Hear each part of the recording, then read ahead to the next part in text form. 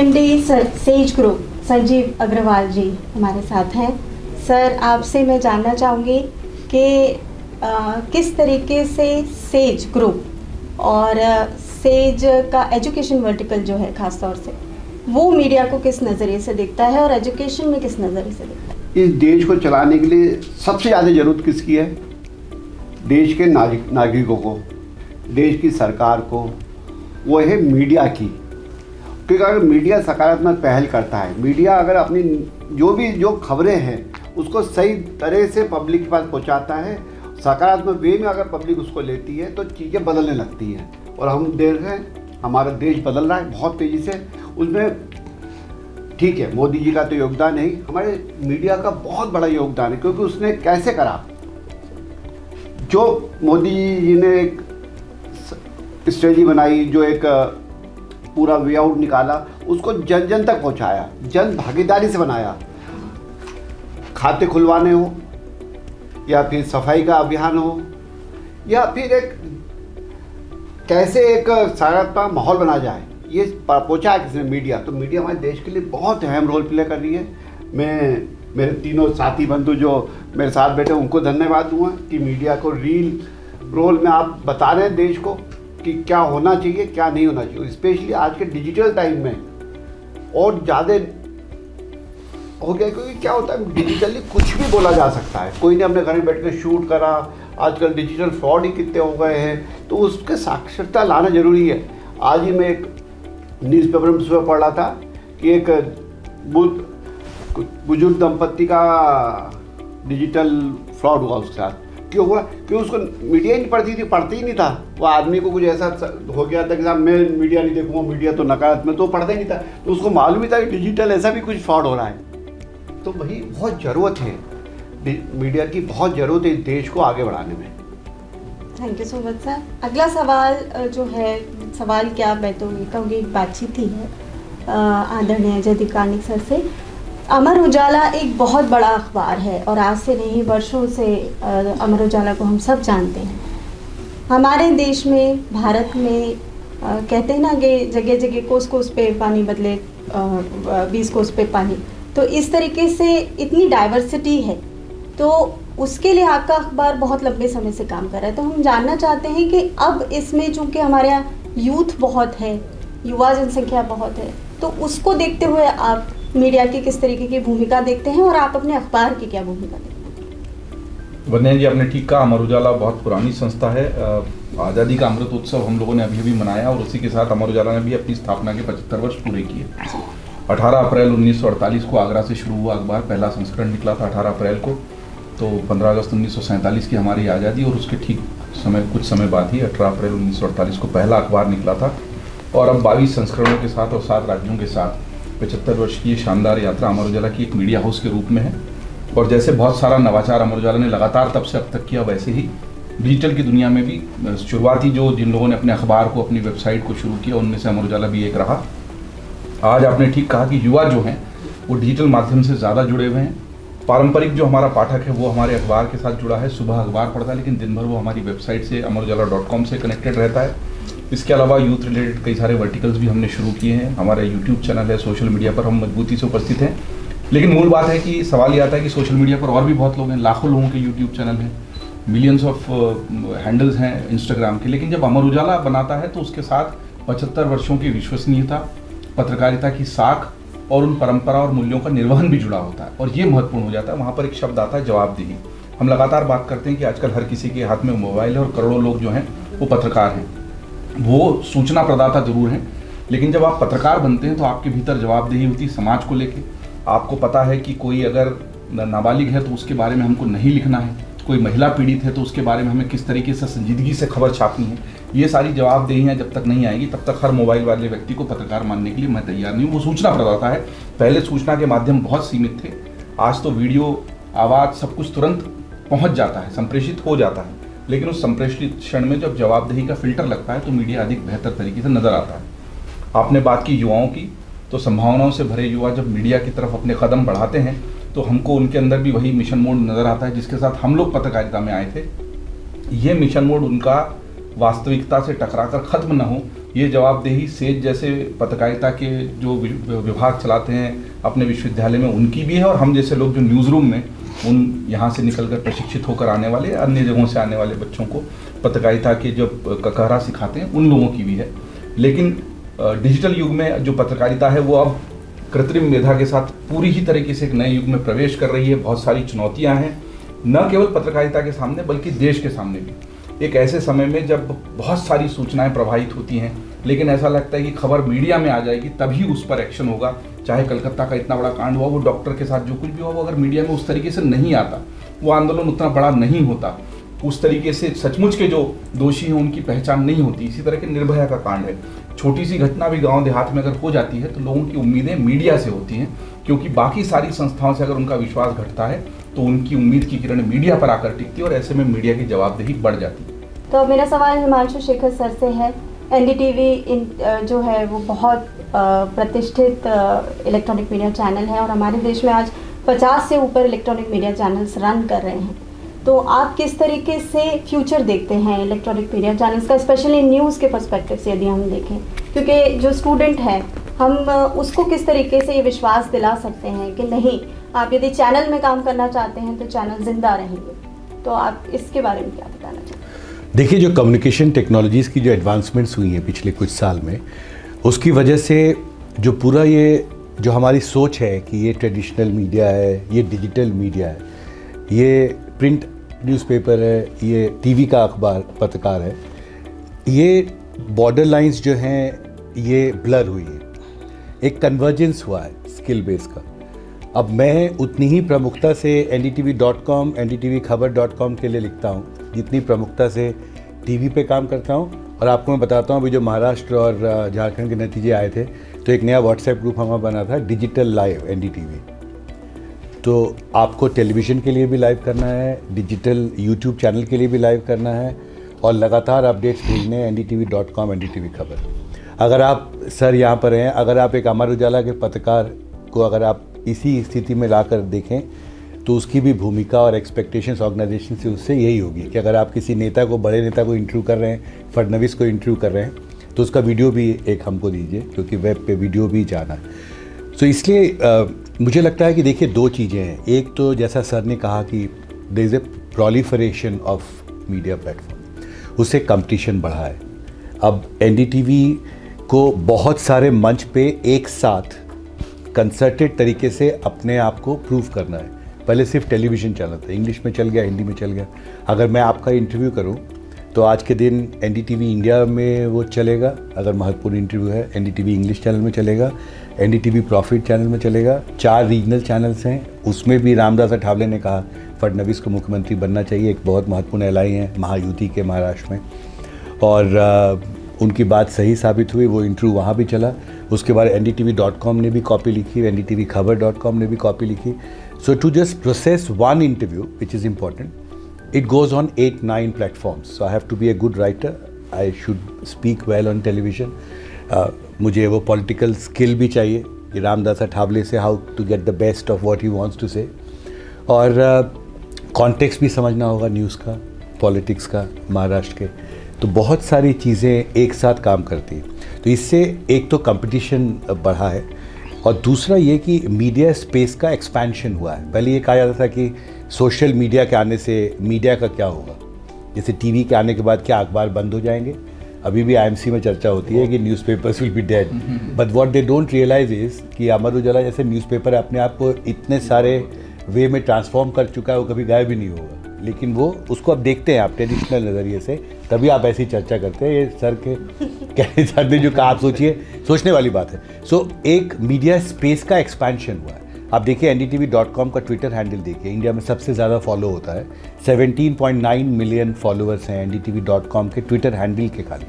Times of India is second at 14.5 million. So अगर मैं एक न्यूज़, मेरा इंटरव्यू का लिंक आता है ndtv.com पे, तो it reaches how many people, 17.9, that is almost 1.8 crore people. With that comes responsibility, that if I give them not a correct information, या मेरे को न्यूज़ अगर गलत साबित हो जाए, जो इंटेंशनली तो नहीं होगी, कई बार सोर्सेज के आधार पे अगर गलत हुई, तो मैं हमेशा से, वो मेरे ऊपर प्रेशर होता है कि I have to cross check, क्योंकि एक बार जब ट्विटर पे आ गया तो यू कांट विड्रॉ। वो टीवी नहीं है कि आप उसको चलाना, उसको ड्रॉप ब्लू कर देगा उसको output editor, it will not go on air. So it's like once it goes on Twitter then it goes on Twitter, it can't be withdrawn. आप भले डिलीट कर दें लेकिन तब तक हज़ारों लोग उसको रीशेयर कर चुके हैं, तो आप उससे बच नहीं सकते। तो जवाबदेही भी बहुत ज़्यादा है कि हम एक बार न्यूज़ दें तो इतने सारे मंच पे आ रहा है, कितना डिलीट करेंगे आप? आपके यूट्यूब चैनल, यूट्यूब का कंटेंट रीशेयर हो चुका होगा, ट्विटर पे रीशेयर हो चुका होगा। सो मीडिया स्पेस में कंपटीशन ज़्यादा हुआ है, एक कन्वर्जेंस हुआ है स्किल बेस का, और एक्सपेंशन हुआ है मीडिया स्पेस का। अब एनडीटीवी के लिए भी उतना ही महत्वपूर्ण हो गया जितना अमर उजाला के लिए है कि जितने भी नए डिजिटल फुटप्रिंट्स हैं उन सब पे हमारा एग्रेसिव प्रेजेंस हो, and that is what has made him the editor and he leads that initiative Amar Ujala, and he knows this thing better than all of us here. हम तो प्रैक्टिशनर हैं, सर तो डिज़ाइन करते हैं। और एक और बात भी कहा जाता है कि ज़्यादा नॉलेज से आता है, आपने ये बात कहा ना कि इनोवेशन इज़ मोर इम्पॉर्टेंट। आप आइडिया क्रिएट कर सकते हैं, ये ज़्यादा महत्वपूर्ण है कि आप बहुत एक्सपीरियंस्ड हैं। क्यों?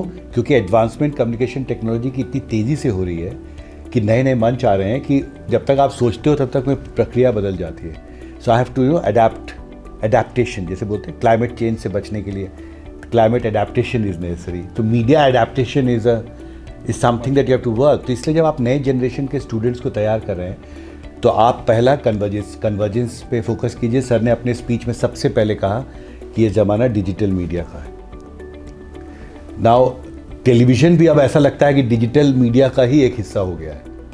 डिजिटल मीडिया इतना एक्सपेंसिव हो गया है सर कि वो उसको तहत ही देखा जाता है, उसको उसी के तहत .com भी देखा जाता है, उसी के तहत यूट्यूब भी देखा, सब टीवी देख रहे हैं, सब TV. Yes, and I tell you मेरा आई हैव माई सन, एक दिन वो बहुत रिजर्व्ड इंट्रोवर्ट है, और जब छोटा था तो जब वो टीवी में मुझे देखता था तो वो सबको बोलता था कि मेरा 2 पापा है, एक टीवी में आता है, एक मेरे साथ रहता है।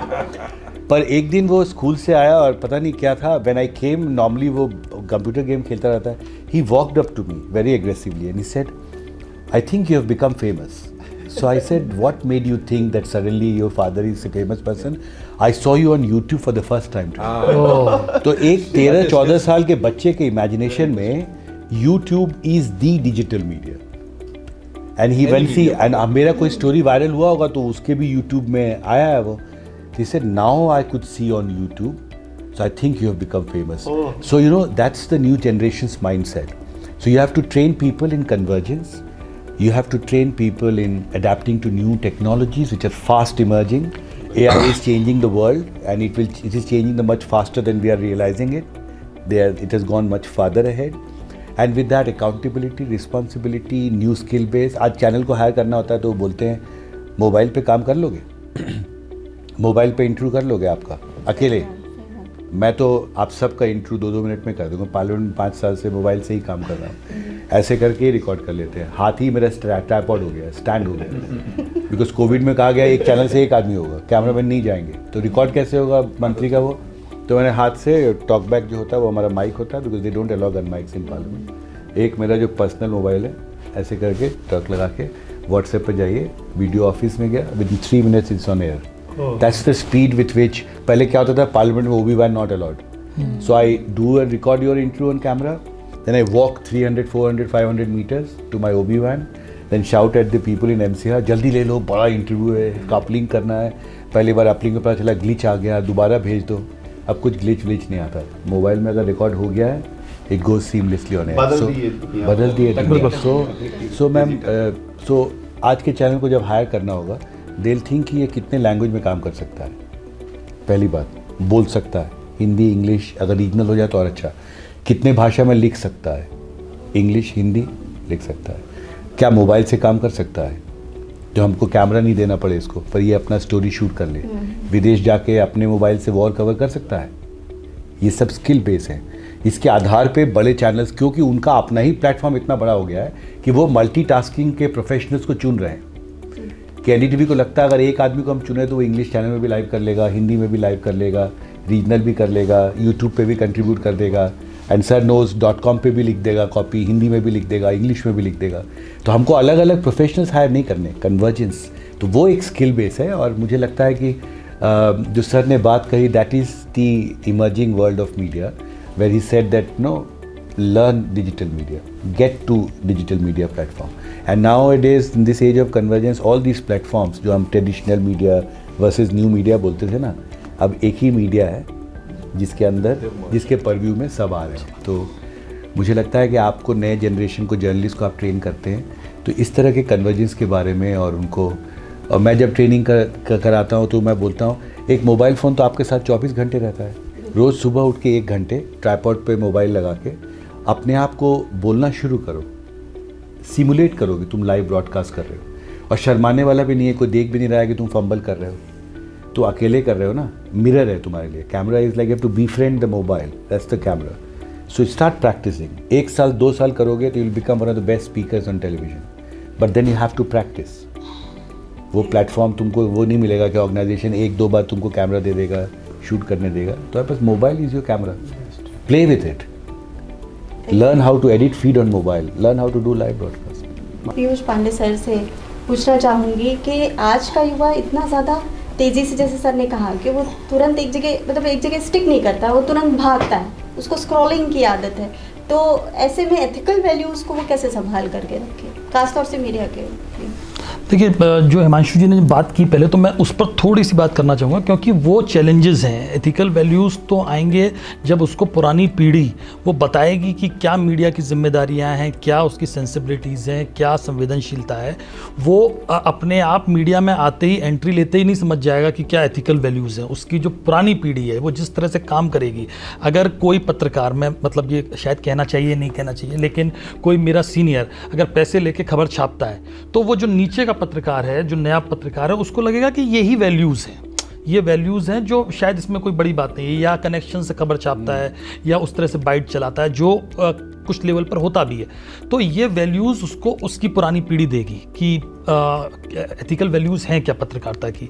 उसकी ट्रेनिंग उसको पुरानी पीढ़ी से मिलेगी और पत्रकारिता के संस्थानों से मिलेगी, जहाँ उसको भाषा मिलेगी, जहाँ उसको शैली मिलेगी, जहाँ उसे बोलने की काबिलियत मिलेगी. ये हमारे जैसे जो इंस्टीट्यूट्स हैं जहाँ पर पत्रकारिता की पढ़ाई होती है वहाँ होगी. लेकिन जो हिमांशु जी ने की वो बात 2-3 बिल्कुल मेरे दिमाग में, जहन में मेरे वही बात चल रही थी कि आज की जो जनरेशन है, आपने कहा कि वो स्टिक नहीं करती, अब वो नए एक और चैलेंज से रूबरू हो रही है या होने वाली है अगले 5 साल में. वो है आर्टिफिशियल इंटेलिजेंस. आर्टिफिशियल इंटेलिजेंस ने एआई पूरी दुनिया बदलने वाली है, और पत्रकारिता में उसकी एंट्री हो गई है. इंग्लिश पत्रकारिता में तो बहुत तेज़ी से हो रही है, हिंदी में भी हो रही है. उससे कविताएं लिखी जा रही हैं, उससे लेख लिखे जा रहे हैं, उससे बड़े बड़े मतलब मैंने अभी एक गाना बनाया, सिर्फ 30 सेकंड में वो गाना बन के एआई से आ गया, और वो मतलब मैं आज छात्रों को सुनाना चाह रहा था वो, मतलब उस, तो वो 30 सेकंड में वो उसका म्यूज़िक ऐसे है जैसे लगता है कि किसी बहुत ही रिनोन्ड म्यूज़िक कंपोज़र ने उसका म्यूज़िक दिया है. इवन उसके सारे जो लिरिक्स थे वो भी एआई ने लिख के दी, हालांकि उसमें 2-3 लाइन मैंने चेंज कर दी और फिर मैंने उसको बना लिया. तो एआई बिल्कुल बदलने वाला है, और उसके चैलेंजेस को और उससे कैसे आप खेलते हैं, मतलब उसके सपोर्ट के साथ आप कैसे आगे बढ़ते हैं जर्नलिज्म में, ये बहुत बड़ा चैलेंज होने वाला है. और मुझे लगता है कि सेज इंस्टीट्यूट है या जो मीडिया दूसरे इंस्टीट्यूट हैं, उन्हें ये बच्चों को सिखाना बहुत ज़रूरी है. क्योंकि जब वो अमूमन होता है क्या है, मीडिया इंस्टीट्यूट से जब हम लोग पास आउट हुए थे, जब हम व्यवहारिक रूप से पत्रकारिता करने जाते हैं तो बहुत अंतर होता है उसमें. हमको जो सिखाया जाता है और हम जो करने जाते हैं उसमें बहुत अंतर होता है. जब मैं टीवी में आया था तब तक मुझे कॉपी लिखने का, मतलब टीवी की स्क्रिप्ट लिखने का पता नहीं था. तो मैं कई बार अपने सीनियर प्रोड्यूसर्स को दिखाने जाता था कि यार मैंने लिखी है, क्योंकि मुझे कॉन्फिडेंस नहीं था, क्योंकि जो इंस्टीट्यूट में सीखा था वो कॉपी एक बहुत ही रॉ कॉपी अलग तरह की थी. लेकिन जब आज तक मैं गया 2003 में, तो मैं अपने सीनियर्स को दिखाता था, तो वो 2-3 बार देखने के बाद उन्होंने मुझसे कहा कि यार तुम क्या हमारा मजाक उड़ाने आते हो, तुम अच्छी लिखते हो. तो उससे फिर कॉन्फिडेंस आपका बूस्ट होता है. तो एक एआई है जिससे बहुत बदलाव आने वाले हैं. अगले 1-2 साल 3 साल के अंदर बहुत चीज़ें बदलेंगी, और वो हो रहा है. लोग बाग उसी से सर्च करके, एआई तो आपको फटाफट आंसर दे रहा है. तो मतलब मेरा कहना यह है कि उसके खतरों से, उसके चैलेंजेस से और उसकी ताकत से स्टूडेंट को अवगत कराना चाहिए, परिचित कराना चाहिए कि कैसे उसका सदुपयोग करना है और कैसे उसको टैकल करना है. दूसरा है फेक न्यूज़, जिसका जिक्र किया हमने. फेक न्यूज़ बिखरी पड़ी हुई है हर वक्त आपके व्हाट्सएप यूनिवर्सिटी से, यूट्यूब से, क्योंकि जैसे जयदीप जी ने कहा कि हर जिसके हाथ में मोबाइल है उसके हाथ, वो अपने आप को पत्रकार कह सकता है या कह रहा है सिटीजन जर्नलिस्ट है.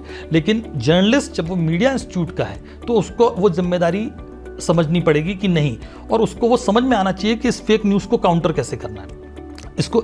तो मैं अगर छात्रों के बीच में जाऊंगा तो मैं ये बार बार कहता हूँ और कहना चाहता हूँ कि सवाल करना उनको सिखाना पड़ेगा, बच्चों को सवाल करना सिखाना पड़ेगा। जो उनके सामने आता है उसको क्रॉस क्वेश्चनिंग जब तक नहीं करेगा वो जो मान लेता है कि किसी पत्रकार ने कुछ कह दिया उसको लगता है कि यही सही है, किसी अखबार में पढ़ लिया तो यही सही है, किसी वेबसाइट पर आ गया, हो सकता है सही हो, अखबार की क्रेडिबिलिटी ज़्यादा है, जाहिर सी बात है, तो अखबार में लिखा हुआ है तो उसके सच होने सही होने के चांसेस 99%, क्योंकि उसमें एक फ़िल्टर लगा हुआ है। फिर भी उसको सवाल करना चाहिए। और मैं एक छोटा सा उदाहरण देता हूँ।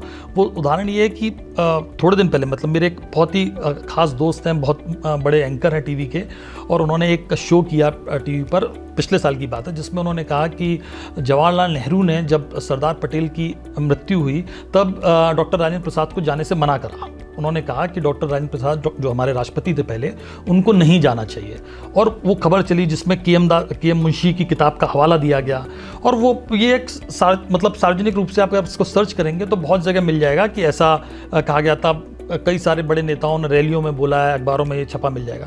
मुझे अंदर से लगा, मैंने कि यार एक प्रधानमंत्री एक राष्ट्रपति को ये कहता है कि गृह मंत्री और सरदार वल्लभ भाई पटेल जिसका कद बहुत बड़ा था उसके अंतिम संस्कार में जाने से रोकेगा। एक तो राष्ट्रपति रुकेगा क्या, मतलब राष्ट्रपति की हैसियत, और दूसरा ये कि हाँ, और ये क्या बोलेगा, मतलब तो मतलब मेरे ये जबकि टीवी पे ये प्राइम टाइम शो में ये स्टोरी चल रही थी तो मेरे मन में सवाल आया, तो मैंने सर्च करना शुरू किया और फिर मैंने गया जो संसद की उस दिन की कार्रवाई थी जिस दिन सरदार पटेल की डेथ हुई थी, शायद 9 दिसंबर 1950 शायद है वो उस दिन की। तो मैंने वो, आजकल अच्छी बात क्या, इंटरनेट के आने के बाद संसद की सारी कार्रवाई आर्काइव्स हैं, सारी चीज़ें हैं, तो हाँ, तो मैंने उसको देखा और उसमें 9 बजे शायद सरदार पटेल की डेथ हुई, 10:05 पर संसद की कार्रवाई है, सिर्फ 1 घंटे बाद, जिसमें जवाहरलाल नेहरू ये कह रहे हैं कि मेरा कहना है कि राष्ट्रपति जी अभी जा रहे हैं बम्बई, उनके जो खास दोस्त हैं राजगोपालाचारी वो चले गए हैं, डेथ होते वो चले गए हैं,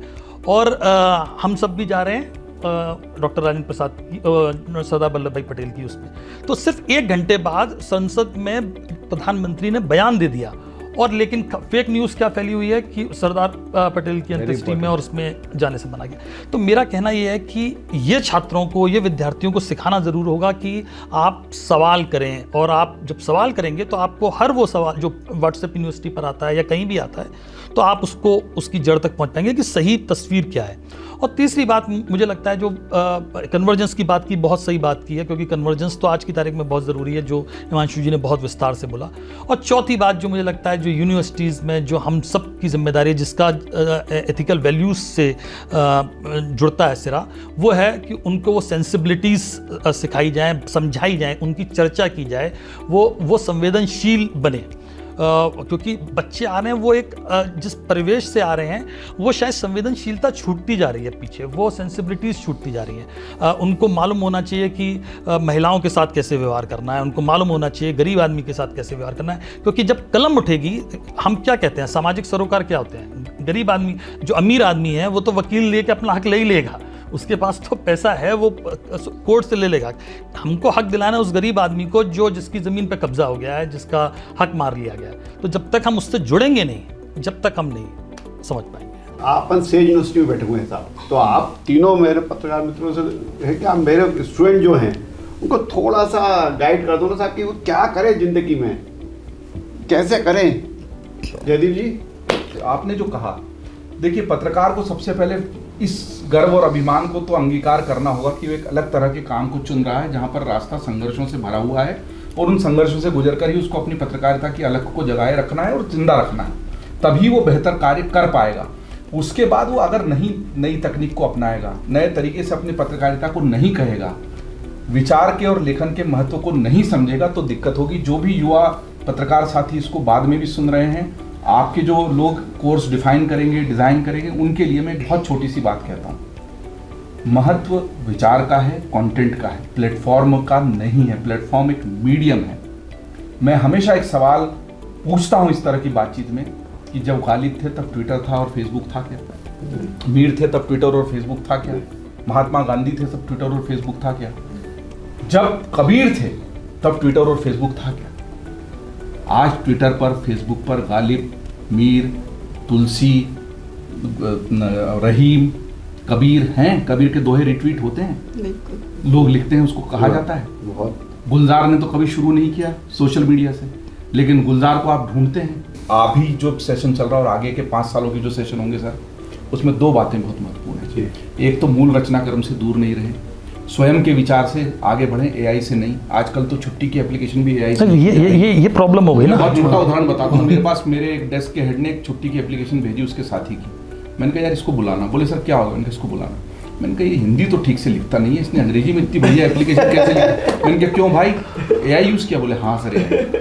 अब जब हम उस तरफ जा रहे हैं, जब वास्तविक प्रतिभा में और एआई की प्रतिभा में अंतर करना मुश्किल होता जा रहा है, आप देखिए जब ये एआई की धुंध छटेगी तब वास्तविक प्रतिभा का डंका फिर से बजेगा। जब धूप खिलेगी तो वो लोग जो सचमुच रच सकते हैं उन्हीं का जमाना होगा, भविष्य उन्हीं का होगा। नहीं सर, मुझे इसमें यह है कि ये जो मूल रच सकते हैं वो आज भी हुए, उसका एआई से कोई लेना देना नहीं है। प्रॉब्लम सिर्फ ये है कि लोगों की डिपेंडेंसी जिस तरह से एआई पे बढ़ रही है, जो आपने कहा हमारी मोबाइल पर हो गई ना, आज से 10 साल पहले जिस तरह से उसने जिस तरह से नहीं आप ये देखिए कि एआई पे अब जो रील्स लोग बनाते हैं या शॉर्ट्स बनाते हैं, उसकी जो टैगलाइन है वो भी एआई से जनरेट हो रही है। तो अब आप वो एक लाइन भी नहीं सोचना चाहते हैं। देखिए ये एक टेम्पलेट है, एक फॉर्मेट है, उसमें जो ढल गया फिर उस फॉर्मेट से बाहर नहीं निकलेगा। तो जो चुनौतियां 2 मैं बता रहा था, उस फॉर्मेट से बच के हुए, उस फॉर्मेट में बुराई नहीं है, पर दिक्कत ये है कि शेर आपकी सवारी कर रहा है या आप शेर की सवारी। ये शेर है। अगर आप शेर की सवारी करके उस शेर की शक्ति का उपयोग कर रहे हो तो आप तो संतोषी माँ से भी बढ़ के हो, आप दुर्गा माँ से बढ़ के हो, आप शेर पे सवार हो, और शेर आप पे सवार हो गया तो आगे जाके आपको खा जाएगा। तो शेर को अपने पे सवार मत होने दो। संक्षेप में ये। दूसरा ये सर, अभी जो न्यूज रूम और क्लासरूम में गैप है ना, उसको बहुत बड़ा है।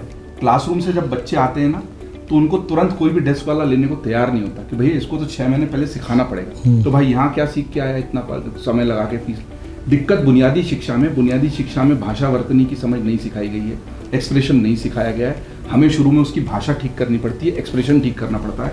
इन 2 बुनियादी चीज़ों पर अगर बच्चे और आपकी क्लास में जो सिखाने वाले हैं वो काम करेंगे तो आप भविष्य के बहुत अच्छे पत्रकार तैयार कर लेंगे। पीयूष जी से एक मैं समझूंगा, जो बीच में बोल रहे थे आप जयदीप जी कि बच्चा फेक कैसे समझे साहब, मेरे को समझ में नहीं आता कि ये फेक है कि रियल न्यूज़ है। बहुत बड़ा डिजिटल पे हो गया आ रहा है और मालूम नहीं हिमांशु जी की साला फेक है कि साला नहीं। पहला तो सर सवाल यही है कि पहले तो उसको ये समझाना जरूरी है कि सवाल उठाए। मैं जो कह रहा हूँ ना कि पहले तो ये हो क्या गया है कि जैसे व्हाट्सएप पर किसी ने भेजा या कहीं से भी आया, वो उसको मान ही लेता है सत्य। जब आप सवाल उठाना सीखोगे, कोई भी चीज़, आपका एंटीना खड़ा रहना ज़रूरी है कि आपको ये लगे कि क्या ऐसा हो सकता है, क्या ऐसा नहीं हो सकता। जब आपके दिमाग में आकर सवाल आ गया तो फिर इंटरनेट ने उतनी सुविधाएं दे दी हैं आपको, इतनी किताबें आर्काइवल में हैं कि आप उसके सच तक पहुंच सकते हो। फिर दूसरी बात यह है कि जो हम कहते हैं कि हमारे जो सीनियर्स हैं, अगर आप उनके साथ संवाद करते हो, आप अध्ययन करते हो, जैसे मैंने कहा भाई हमारी दिक्कत क्या हो गई नई पीढ़ी की, पूरी जनरेशन की, कि उसने पढ़ना बंद कर दिया है। आपने जैसे आप अभी जयदीप जी ने बोला कि गुलजार को, कबीर को, तुलसीदास को हम कहाँ ना तो कहीं पढ़ रहे हैं ना तो स्कूलों में पढ़ रहे हैं। वो एक चैप्टर से आगे कबीर नहीं बढ़ पा रहे, गुलजार नहीं बढ़ पा रहे। तो आप जब इंटरनेट पे देखते हो तो आप कहते हो कि यही गुलजार है। कोई भी आदमी गालिब के नाम पर शायरी चिपका देता है और आपको ये शक ही नहीं होता। और हाल तो ये हो गया कि गालिब संसद में गलत कोट हो रहे हैं, हो रहे हैं ना। अच्छे बुरे में अंतर करना। मैं आपको 2 उदाहरणों से बता देता हूँ। नहीं, जो महाराष्ट्र में विवाद हुआ था जिसमें एक नेता का वॉइस रियल नहीं है, ये बात सामने आई और सबने उसको, उस पर सैकड़ों हजारों बाइट्स हो गई थी। हम महाराष्ट्र में एआई से वीडियो बनाते हैं, उसमें वॉइस ओवर के लिए कुछ वॉइस टेस्ट हुए तो मेरा भी वॉइस रखा उन्होंने, तो मेरा वॉइस उनको ठीक लगा एआई की ट्रेनिंग के लिए। तो अभी ये है कि मैं यहाँ भी बैठा हूँ तो मेरी वॉइस में वीडियो बन रहे हैं। अब उसका मिसयूज होने लगेगा तो मुझे भी नहीं पता, लोग कहेंगे तो जयदीप कर्णिक की आवाज। आप सर इसकी बात करो, जैसे आज तक आपने देखा कि हमने अंजना के क्लोन बनाया था, है ना, और अंजना को हमने एक अंजना वहाँ गई ग्राउंड पे और एक स्टूडियो में जो अंजना जो बेसिकली एआई जनरेटेड अंजना है, इस तरह से सारे एंकर्स के बना दिए। इसके आगे की बात जो आपने कहा कि वॉइस की क्लोनिंग हो जाती है, तो हमने जैसे पिछले साल जब मुझे याद है कि हम एक मीटिंग में थे तो वहाँ हमें सुना है एआई की टीम आई तो उसने हमको शम्स ताहिर खान बहुत सीनियर जर्नलिस्ट हैं, तो शम्स की रिपोर्टिंग इंग्लिश में सुनाई, फिर शम्स की रिपोर्टिंग और शम्स की आवाज़ में, क्योंकि सारी भाषाओं में, क्योंकि आपकी आवाज़ क्लोन कर ली है तो अब आप ये देखिए, इसके फ़ायदे भी बहुत हैं लेकिन इसके नुकसान बहुत हैं। और यही जो आजकल साइबर फ्रॉड के दौर में हो रहा है कि आपके पास अचानक फ़ोन आता है आपकी फादर की आवाज़ में या आपकी बेटी की आवाज़ में कि एक्सीडेंट हो गया, और आपको लगता है कि नहीं मेरे फादर बोल रहे हैं, जबकि वो बेसिकली उसकी आवाज़ क्लोन हो गई। नहीं, जैसे लोकसभा चुनाव से पहले प्रधानमंत्री मोदी ने कहा कि मुझे डांस करते हुए दिखाया गया एक वीडियो में, जबकि मैंने कभी गरबा डांस ही नहीं किया। हाँ, वो कितना चला। And then series of meetings happened. पहले अश्विनी वैष्णव ने किया, फिर राजीव चंद्रशेखर जो राज्य मंत्री थे उन्होंने किया। उसके बाद चुनावों के दौरान हमने देखा गृह मंत्री का एक बयान पर विवाद हुआ कि रिजर्वेशन नहीं होना चाहिए, इस तरह का कोई बयान आया, फिर उसकी जाँच की गई, लोग पकड़े गए। सो आप जो बात पूछ रहे हो वो मुझे लगता है बहुत ही सेंसिटिव है, और किसी के लिए भी आज के इस एज में इतना आसानी से पता लगाना बहुत मुश्किल है। जब तक कि वो प्राइमरी स्टेक होल्डर जिसको पता ना चल जाए कि हाँ दिस कंसर्न्स मी, या मुझे डांस करते हुए दिखा रहे हैं या मेरे से ऐसा बुलवाते हुए दिखा रहे हैं जो मैंने कभी बोला नहीं है, तब तक दूसरा आदमी को भी लगेगा कि मतलब बहुत ही एस्ट्यूट होना पड़ेगा उसके लिए। So I think you need that critical faculty, और जो बहुत ही मुझे लगता है हम सब ने इस बात पे ज़रूर रजामंद होंगे कि नेचुरल कंटेंट क्रिएट करने के लिए बहुत सारा नॉलेज एक्वायर भी करना होगा। So you need that culture of reading. और मैं आपको बताता हूँ कि इस एडवांसमेंट ऑफ कम्युनिकेशन टेक्नोलॉजी की वजह से मैं पहले जब एक रिसर्च पेपर लिखता था, तो मैं डिज़ास्टर पे बहुत एक्टिवली रिसर्च करता हूँ, बहुत सारे देश गया हूँ कॉन्फ्रेंसेस के लिए, रिसर्च पेपर्स लिखा है। तो मैं सैटरडे संडे JNU जाता था, जो 38-40 किलोमीटर है मेरे घर से, जो मैं पढ़ता था पहले। And I would sit in the library for 10-12 hours, और कई बार उतना समय नहीं होता था पढ़ने का, तो जो बुक्स को मुझे कोट करना है अपने पेपर में, उसके फोटोकॉपी मशीन सब भी वहाँ पर लगी हुई है, फोटोकॉपी करा के इतना सैटरडे संडे लाता था। 2 दिन वीकेंड मेरा बर्बाद हो जाता था। तो मेरे एक दोस्त जो प्रोफेसर है, उसने जब एक बार सुना तो बोला तुम बेवकूफ़ हो गया कि ये 38 kilometres you drive to JNU on an off day Saturday Sunday, and then फिर वीकडेज में रात को लिखते हो, उसको पेपर में डालते हो। I give you my user name and password, और 12-14 लाख किताबें हैं JNU में, डिजिटलाइज हो चुकी हैं। यूज़र नेम पासवर्ड के घर से रिसर्च करो। अब तो रिसर्च करने के लिए यूनिवर्सिटी सिस्टम में जाने की जरूरत ही नहीं है सर। अब तो मेरा जो डेस्कटॉप है वही लाइब्रेरी है। चीज़ें बदलनी है सर, चीज़ें बदलनी है, बट एक्सेसिबिलिटी भी है। अब ओनर्स लाइज ऑन मी कि मैं कितना पढ़ सकता हूँ या कितना पढ़ना चाहता हूँ। फॉर दैट जो आप दोनों ही एडिटर्स ने जो बात बोली है ना, दैट कल्चर जो है कि आप पढ़ें, और इसलिए पढ़ें क्योंकि आप पढ़ना चाहते हैं। मुझे याद है जब मैं पहला इंटरव्यू के लिए गया तो मेरे जो एडिटर थे एक बहुत बड़े न्यूज़ ऑर्गेनाइजेशन, उसने मुझे पूछा कि जब तुम जर्नलिस्ट बनना चाहते थे तुमने MPhil क्यों किया? He asked me this question. तो I thought I should be honest, क्योंकि मैं उस वक्त यूनिवर्सिटी में ही था, उतना मैच्योर नहीं था। तो मैंने कहा sir I did MPhil because I wanted to do MPhil। I never thought that I will do MPhil तो मुझे ये मिलेगा, मैं ये कर लूँ तो मैं ऐसे नहीं सोचता। मुझे लगा लाइफ में जब एक बार प्रोफेशनल लाइफ में जाऊँगा तो ठीक से पढ़ाई नहीं कर पाऊँगा, तो मुझे 2 साल MPhil करना चाहिए। बिल्कुल। तो वो एक और जयदीप जी ने जो पहले उस वक्त बाहर बोला कि इंफॉर्मेशन ओवरलोडेड है, नॉलेज आपको अर्जित करनी है, आप प्रोसेस नहीं करते, आपके पास इंफॉर्मेशन तो गूगल पे इंफॉर्मेशन, और उसमें भी वही प्रॉब्लम हो रही है कि गूगल पे कितनी गड़बड़ियां हैं, विकिपीडिया का तो काम चला गया कोड में, और जिस तरह का कंटेंट है ना वो आपको नॉलेज का बेस भी नहीं बना सकता। अब तो डिकोड करना आना चाहिए साहब। बिल्कुल सब कुछ है। तो बहुत सारे स्टूडेंट हमारा इंतजार कर रहा है सर, अलग-अलग पैनल्स में, मीडिया कॉन्क्लेव में है, तो आप बहुत धन्यवाद जी आपका, बहुत सर, बहुत बढ़िया सर। ऐसे ही अच्छी बातचीत रही, जागरूकता लाएं साहब, स्टूडेंट का आप लोगों को गाइडेंस मिलता रहे। हमारे CH यूनिवर्सिटी के स्टूडेंट, मुझे लगता है कि हम इंटर्नशिप पे बहुत जोर देते हैं। आप सब उन लोगों से रिक्वेस्ट, हमारे स्टूडेंट को इंटर्नशिप कराएं और उनको सिखाएं कैसे रहना चाहिए, कैसे सच को उजागर करना चाहिए। धन्यवाद। थैंक यू, धन्यवाद, थैंक यू।